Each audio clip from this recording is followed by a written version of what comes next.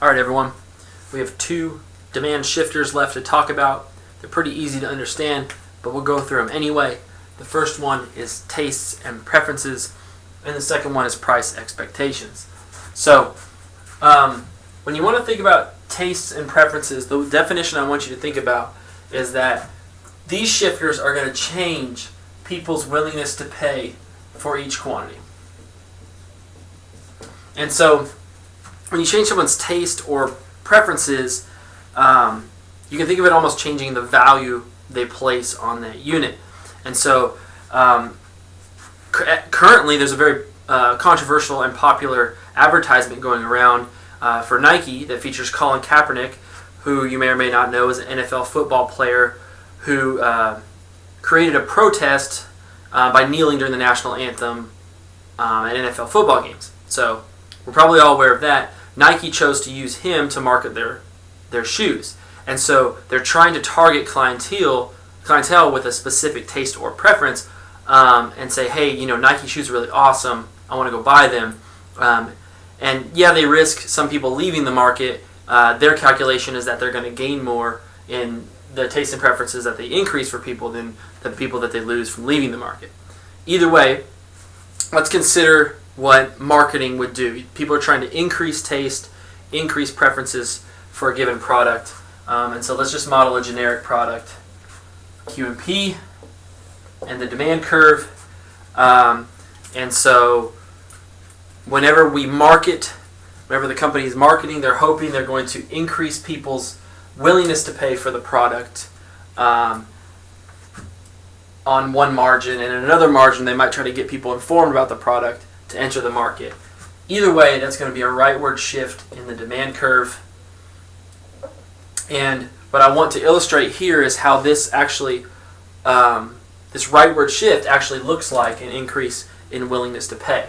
So just like in class, let's put just representative prices up here. So this isn't a price change. These are just saying, all right, let's consider low prices, let's consider high prices. At the original level of demand, these were the quantity demanded for the products. Now, we run our marketing campaign, we hope that it increases demand for our products. The people who are already buying our product, maybe we hope that it increases their willingness to pay. And so that's what we can see if we draw a line straight up. A demand shift is two definitions. For each quantity, people increase their maximum willingness to pay. So if we look at both of these quantities, we can draw a line up to the new demand curve and say, hey, for the same, let's do Nike, for the same number of tennis shoes bought, people are now willing to pay more because we've made the shoes more appealing through our marketing.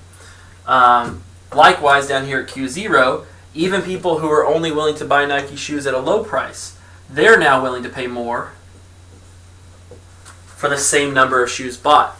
That's a demand shift. You can also see how this is equivalent to saying, hey, Nike shoes have become more popular. At the same price level, I'm willing to buy more shoes. Right? We would just draw these black lines out and show the same thing. So the demand increase is a rightward shift to the demand curve, and the decrease would be the opposite. And so in class, I think maybe in the 9 a.m., maybe not in the 8 a.m. class, I talked about minivans becoming uncool for families to drive, and now SUVs are becoming cool. So people's tastes and preferences were changing for large-scale vehicles. And so you can see the demand curve shifting left, people being willing to pay less for the same quantity of minivans. So that's tastes and preferences. The last one is price expectations. So one thing that we should be beginning to understand is that this demand curve is a model, and it models the relationship between price and quantity. So price changes don't shift the curve. Price changes just move us from points up and down the demand curve and tell us how much the individual's quantity demanded is. Shifters change the relationship between price and quantity at every price level. So they don't change the fact that price and quantity are negatively related, they change how much the individual is willing to purchase at each price level. And so if we want to think about price expectations, one good way to think about it is with televisions. And I want you to suppose, let's say this is the demand for TVs on average. So throughout the year, this is like the demand curve on average we would expect for televisions. But what do you think what do you think the actual demand curve looks like in early November for flat screen TVs? Early November, do you think people are rushing out to buy TVs, or do you think they're waiting? And if you think they're waiting, why do you think they're waiting? Well, at the end of November we have Black Friday, which is usually a huge nationwide sale on all types of goods and services, especially televisions. And so individuals who need and demand a TV in early November are likely going to wait for that price to fall in the future. So with TVs, we know that the price of TVs falls on Black Friday.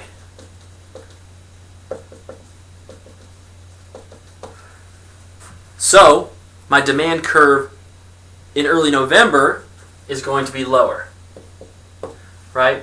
So price expectations, the demand curve moves opposite of what we expect price to be. If we expect prices to be low in the future,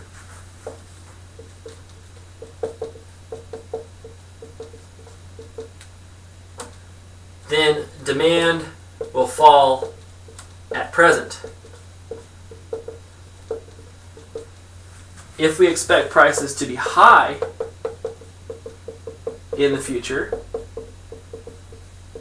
it's exactly the opposite, right? I think that prices are low now and they're going to get higher. Then what happens is my demand is increases at present.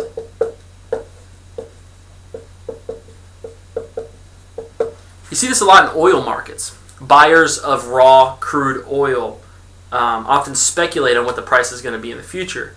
And if they think that oil is going to be more expensive in the future than it is today, which is usually the case because as we deplete oil reserves, we have to start getting oil from more expensive places. They're like, oh, prices are going to go up. I better buy a bunch of oil today. Well, that inflates the demand for oil at present, shifting it to the right. Right? We expect oil to be more expensive in the future, so if I'm an oil buyer, my demand is going to be a little bit higher at present. In the case of TVs on Black Friday, we expect the price to be lower in the future, and so demand is going to be a little bit lower.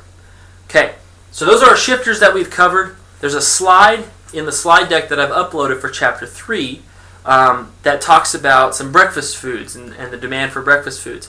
You can practice these shifters using that slide. The answers are on the slide.